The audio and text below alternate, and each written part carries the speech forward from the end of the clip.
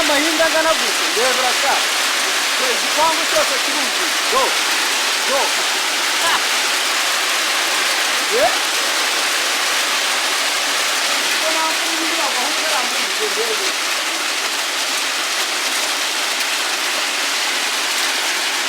abantu bafite inzu y'amategura ndebera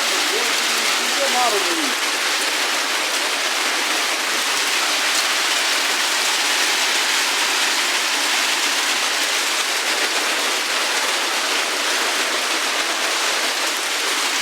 urugo rwose igipangu cyuzuye amahinga